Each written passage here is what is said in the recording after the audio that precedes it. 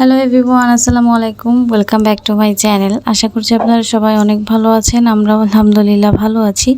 তো আজকে আরও একটি ভিডিও নিয়ে আপনাদের সামনে চলে আসলাম। আর ভিডিওর শুরুতে একটি অনুরোধ থাকবে আপনাদের কাছে, আজকের ভিডিওটি না টেনে সম্পূর্ণ ভিডিওটি দেখার জন্য। আশা করছি আজকের ভিডিওটি আপনাদের কাছে ভালো লাগবে। তো ভিডিওর শুরুতেই দেখছিলেন আমি গত দিনের গরুর মাংসের তরকারি ছিল, সেটা জ্বালাচ্ছিলাম।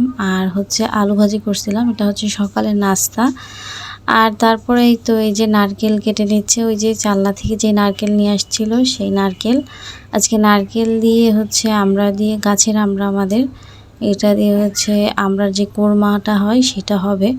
আর এখানে আকিকার যেই ছাগলের ভুঁড়ি ছিল সেটা আম্মু আর জুথি পরিষ্কার করে নিচ্ছিল। আর এখানে যে জোহরা মোবাইল দেখতেছিল, সারাও এখানে যে বসছে দেখার জন্য। তো এখানে আজকে রান্না করছিল কলিজা দিয়ে আলু দিয়ে, আর নারকেলের দুধ দিয়ে সেই কোরমা। আমরার আপনাদের কে কোথায় এটাকে নারকেলের কি বলেন আমি জানি না, কিন্তু আমাদের এখানে নারকেলের ওই আমরার কোরমা বলা হয়, ডিম দিয়ে রান্না করে। তো এখানে আমি দুধ জাল করে নিচ্ছি। এখানে 1 কেজি পরিমাণের দুধ ছিল। আর এখানে সুজি, 4টা ডিম দিয়ে লবণ হলুদ দিয়ে এখানে মেখে রাখছিলাম। এর ভিতরে কোনো পানি অ্যাড করা যাবে না, শুধু ডিম দিয়েই গোলাটা গোলাতে হবে। আর এখানে আমি গরম মশলা, তারপরে তেজপাতা, এগুলো দুধের ভিতরে দিয়ে নিচ্ছিলাম। দুধটাকে চিনি দিয়ে তারপরে এই যে গরম মশলা এগুলাকে দিয়ে খুব ভালোভাবে জাল করে নিচ্ছি। তো দুধটা এখানে ঢেকে রাখছি, গরম আছে। আর এখানে গরম গরম যে পিঠাগুলা সেগুলা ভেজে নিচ্ছি। তো এটা সুজির পিঠা, একটু বেশি করেই আজকে বানাচ্ছি। তো এই সুজির পিঠাটা বাচ্চাদেরও খুব পছন্দ। আর জ্যোতির কাছে জিজ্ঞেস করলাম যে সুজির পিঠা বানানো যাক, তো ও বললো আচ্ছা ঠিক আছে বানাও, সমস্যা নেই। তো এই পিঠাগুলো একটু হালকা করে ভেজে নিয়েছি। আর পরবর্তী যে পিঠাগুলো ছিল যখন ভিজাইছি, দেখুন ফুলে কি পরিমাণের হয়েছে। এখানে আরও রস মানে দুধ টানবে, তার জন্য আরও বড় দেখা যাবে। তো এখানে সন্ধ্যার নাস্তায় সারার আব্বু পেঁয়াজু পুরি ভাজা পোড়া এগুলো নিয়ে আসছিল।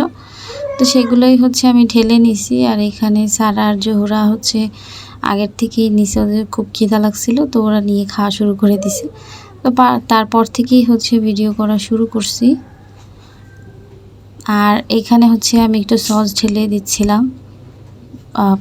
যেই পলিথিনে আনছিল ভাজা পোড়াগুলো, সেই পলিথিনে শসা কাটা ছিল, কিন্তু তাড়াহুড়ার কারণে আসলে মনেই নেই শসা ঢালার কথা। পরবর্তীতে যখন খাওয়া হয়ে গেছে অনেকটা, তখন মনে হয়েছে যে এই পলিথিনের ভিতরে কি দেখি, তো এখন দেখি সেই শসা কুচি, তো কি আর করার।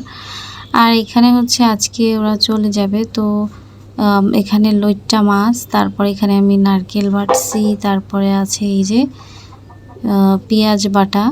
আর এইখানে সেই বাগদা চিংড়ি মাছ, এগুলো আজকে ভুনা করা হবে, যার জন্য খুব সুন্দর করে ধুয়ে কেটে পরিষ্কার করে রাখা হয়েছে। আর এখানে অন্যান্য যে মশলাগুলো সেগুলো সব এখানে গুছিয়ে নিচ্ছে, এক এক করে রান্নাঘরে নিয়ে যাব। তো আজকে বললো যে ও এই চিংড়ি মাছ যে ভুনাটা সেটা রান্না করবে।